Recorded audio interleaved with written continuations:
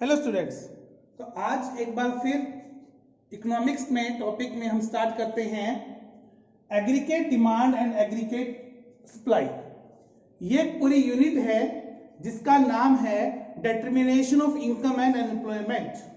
Determination of income and employment, ठीक है।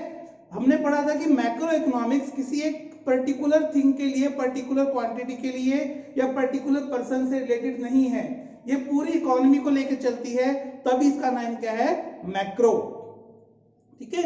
और मैक्रो इकोनॉमिक्स, जैसे हम कहते हैं कि जो फादर ऑफ इकोनॉमिक्स है, फादर ऑफ मॉडर्न इकोनॉमिक्स किसे कहा जाता है, एडम स्मिथ को, ऐसे ही फादर ऑफ मैक्रो इकोनॉमिक्स कहा जाएगा प्रोफेसर जे एम केन्ज को।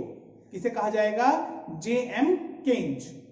तो मैक्रो इकोनॉमिक्स का दूसरा नाम हम बोल सकते हैं केन्जियन इकोनॉमिक्स। और यहां से determination of income and employment से जो हमारी थियोरी चलती है इनकम एंड एम्प्लॉयमेंट को लेकर, इनकम कैसे इंक्रीज होती है किसी इकोनॉमी के अंदर, एम्प्लॉयमेंट का क्या रिलेशन है आउटपुट से, या आउटपुट का क्या रिलेशन है इनकम से, इन सब चीजों के लिए केन्जियन इकोनॉमिक्स यानी कि मैक्रो इकोनॉमिक्स के अंदर बहुत सारी डिटेल दी है। उसकी एक यूनिट है determination of income and employment.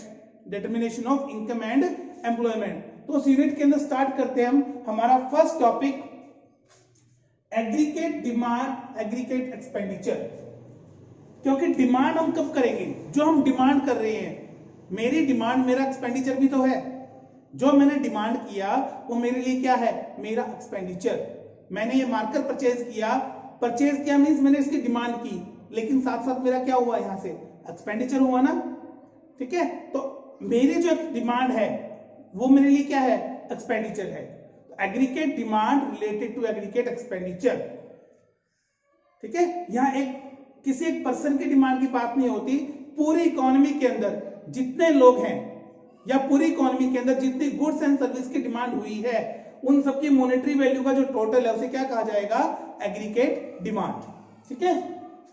जैसे मैंने लिखा है यहां, aggregate demand and aggregate expenditure refer to sum total of demand for all goods and services in an economy during the period of an accounting year। एक accounting year के अंदर, एक accounting year में जितने भी गुड्स एंड सर्विस की demand हमने की है, हमने मींस पूरी इकोनॉमी ने की है, उनका सम टोटल जो है उसे क्या कहा जाएगा, aggregate demand. Micro economics 11th class में आपने क्या पढ़ा है, माइक्रो इकोनॉमिक्स के अंदर डिमांड क्या है, किसी पर्टिकुलर गुड की वो क्वांटिटी जिसे कोई एक पर्सन एक पर्टिकुलर प्राइस पे परचेज करना चाहता है, वो क्या है, उसकी डिमांड है। Particular price, particular quantity, particular person एक टाइम पे जो परचेज करता है उसे क्या कहेंगे, हम डिमांड कहेंगे। लेकिन एग्रीगेट डिमांड क्या है, पूरी इकोनॉमी के अंदर जितनी भी डिमांड हुई है उसका सम टोटल, चाहे वो गुड्स की है, सर्विसेज की है, जितनी भी गुड्स हैं, जितनी भी सर्विसेज हैं, जिनका डिमांड हुआ है, उनका सम टोटल क्या कहलाएगा, एग्रीगेट डिमांड। क्लियर हो गया, डिमांड और एग्रीगेट डिमांड। डिमांड जो है माइक्रो इकोनॉमिक्स का कंसेप्ट है, जबकि एग्रीगेट डिमांड मैक्रो इकोनॉमिक्स का कंसेप्ट है, ठीक है। तो इसके लिए हमारे पास 2 अप्रोचेस हैं, classical approach and Keynesian approach. Classical approach, Keynes से पहले के जो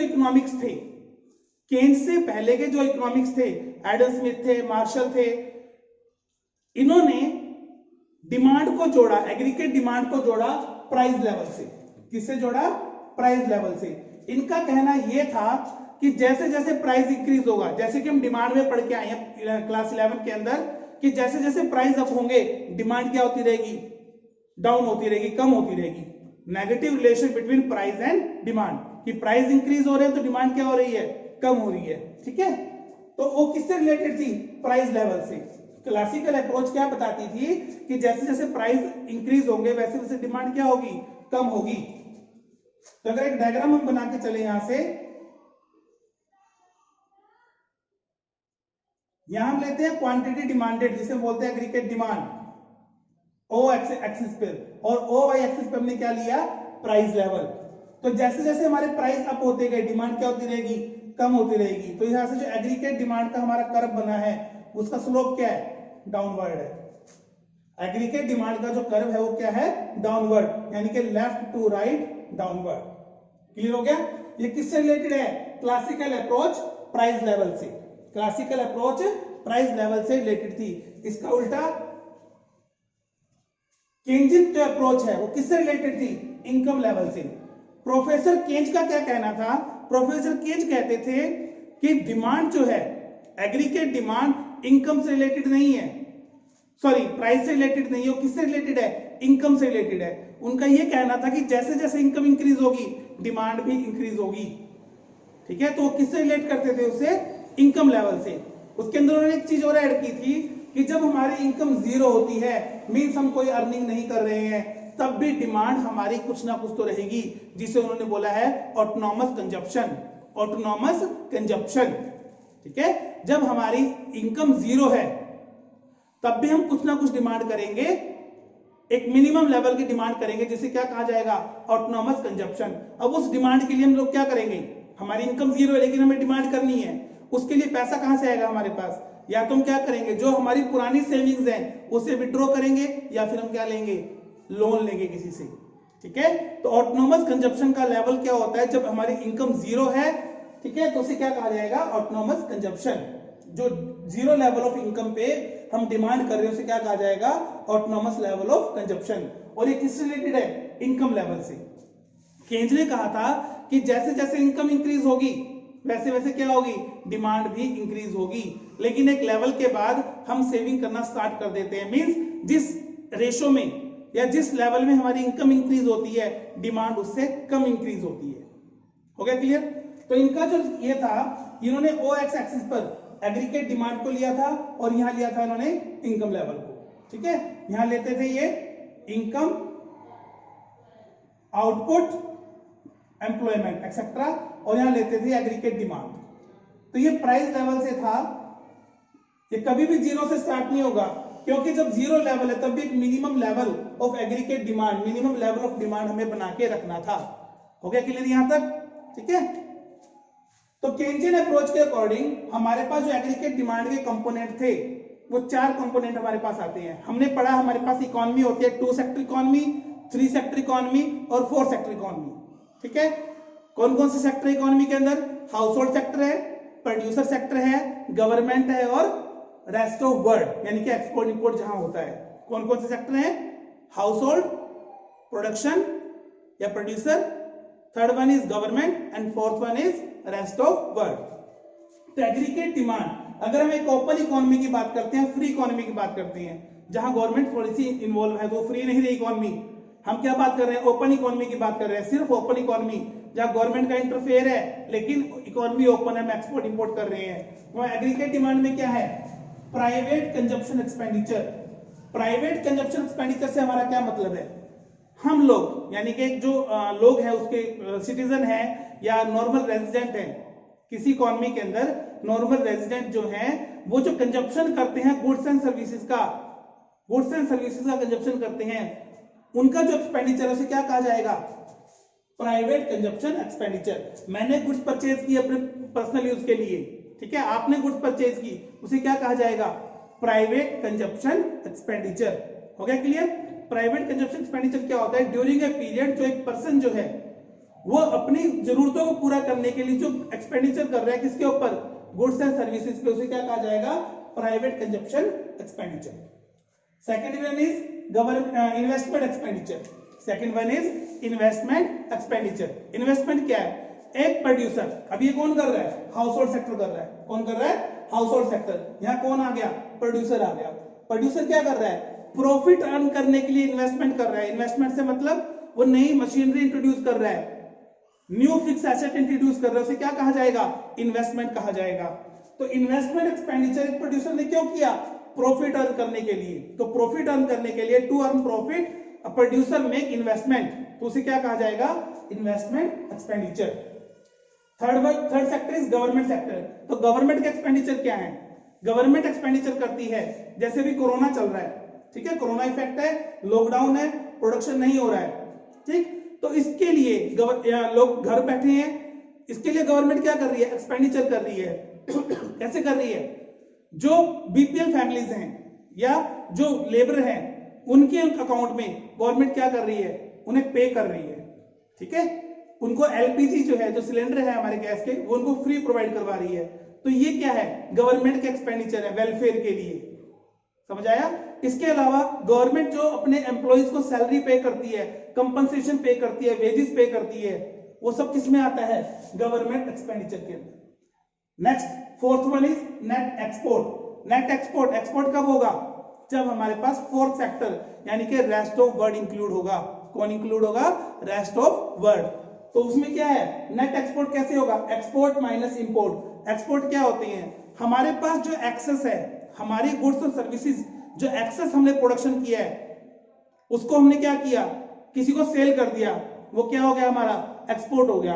और जो उनके पास एक्सेस था और हमारे पास डेफिशिएंसी थी, कमी थी, उसको हमने वहां से परचेज कर लिया, उसे क्या कहा जाएगा, इंपोर्ट। ठीक है, तो दोनों को, एक्सपोर्ट को डिनोट करते हैं एक्स से और इंपोर्ट को डिनोट करते हैं एम से। इन दोनों का डिफरेंस जो होता है, क्या कहा जाता है, नेट एक्सपोर्ट। तो component of aggregate demand, private consumption expenditure means C, investment expenditure means I, government expenditure means G, और net export means X minus M. ठीक है, एक्स माइनस एम। हो गया क्लियर? तो एग्रीगेट डिमांड अगर 4 sector में पूछें तो हमारे पास कौन कौन से आएंगे, सी प्लस आई प्लस जी प्लस एक्स माइनस एम, यानी कि नेट एक्सपोर्ट। 3 सेक्टर में पूछ रहे हैं तो 3 सेक्टर हमारे पास कौन से हुए, सी प्लस आई प्लस जी। और हमारे 12th क्लास के सिलेबस के अंदर सिर्फ 2 सेक्टर हैं, कौन कौन से, हाउस होल्ड सेक्टर और प्रोड्यूसर सेक्टर। तो कौन से हैं, सी प्लस आई, यानी consumption plus investment is equal to aggregate demand. समझ आ गया? 12th क्लास मैक्रो इकोनॉमिक्स के अंदर हमारे पास सिर्फ 2 सेक्टर हैं, कौन कौन से सेक्टर हैं, सी प्लस आई, कंजप्शन प्लस इन्वेस्टमेंट। कंजप्शन कौन करेगा, private sector means house hold sector करेगा। इन्वेस्टमेंट कौन करेगा, यानी कि आई, यानी कि प्रोड्यूसर सेक्टर। हो गया क्लियर?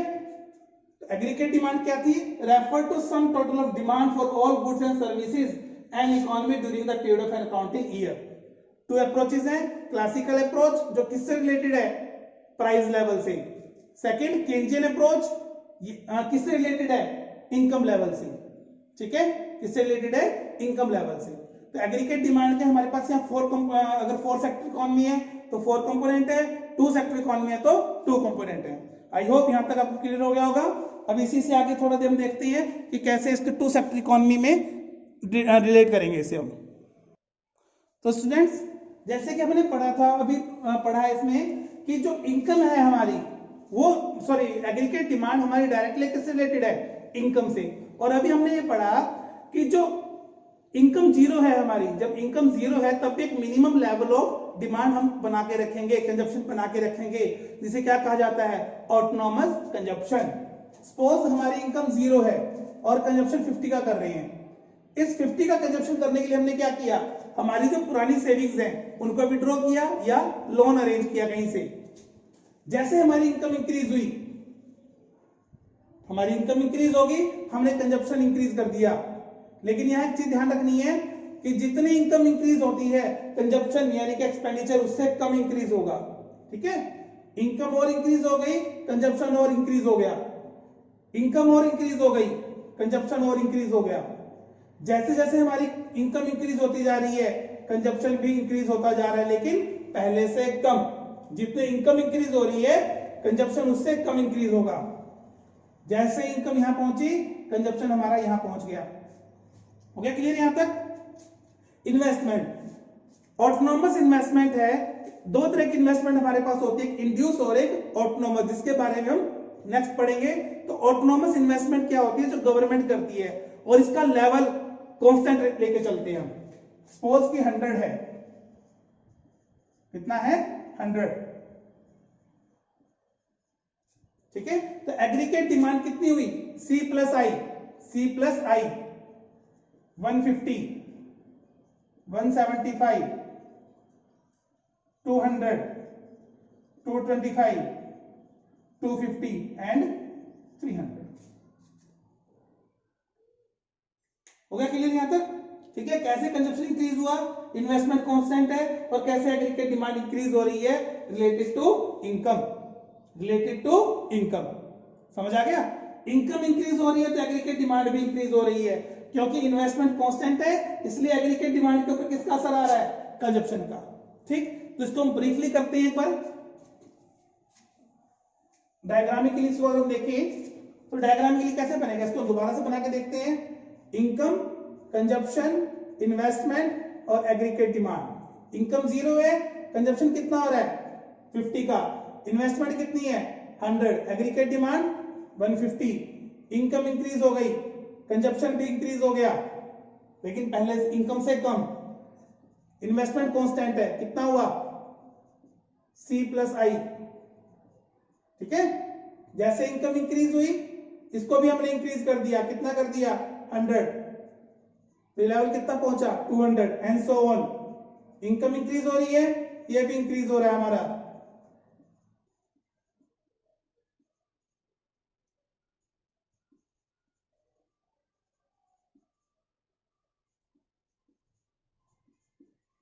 कहीं तक ले सकते हो, ये आपकी इच्छा है, हमने यहां तक लिया इसको।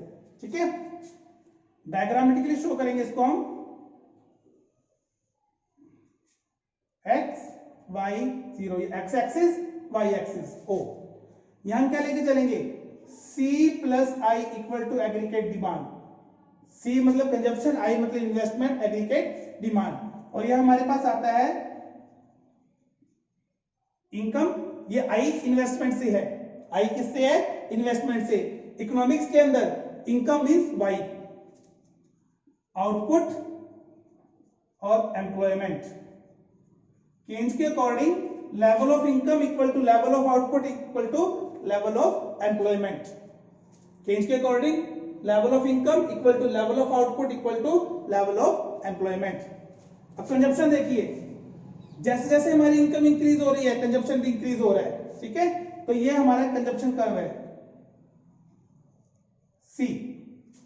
मिनिमम लेवल जब 0 हमारी इनकम है तो कंजप्शन कितना है हमारा 50, तो मैंने 0 से 50 लिया यहां। ठीक है, और इनकम कितनी है, सॉरी इन्वेस्टमेंट कितनी है कांस्टेंट, तो ये मेरा इन्वेस्टमेंट लेवल है I। ठीक है, इन दोनों का total C+I equal to investment, यानी कि एग्रीगेट डिमांड। हो गया क्लियर, टॉपिक क्लियर हो गया यहां तक। तो ये था हमारा एग्रीगेट डिमांड के कंपोनेंट और उसका एक्सप्लेनेशन कि एग्रीगेट डिमांड क्या होती है। तो यहां से जो कंजप्शन हमारे पास आता है C, उसका फॉर्मूला क्या है C bar plus BY। C bar means, C बार का मींस क्या होता है ऑटोनॉमस कंजप्शन, ऑटोनॉमस कंजप्शन, यानी कि वो कंजप्शन जो मिनिमम लेवल पर या मिनिमम कंजप्शन का है, वो जो 0 लेवल पर इनकम जो इनकम वाली 0 उस पर हम करते हैं। B मींस MPC, इसके बारे में आगे पढ़ेंगे हम, और Y मतलब इनकम। ठीक है, तो आई होप यहां तक क्लियर हो गया होगा आपको। इसका एक्सप्लेनेशन जैसे हम 11th क्लास में डायग्राम का एक्सप्लेन करते आए हैं वैसे करेंगे। तो इसको आप रीड कीजिए, प्रैक्टिस कीजिए इसकी, और फॉर्मूलाज को एक बार दोबारा से देखिए, क्योंकि ये पूरी यूनिट है, बेस है। अगर आपको ये टॉपिक, ये वाला आज वाला टॉपिक समझ नहीं आएगा तो नेक्स्ट जो इसके टॉपिक होंगे वो भी आपको क्लियर नहीं होंगे।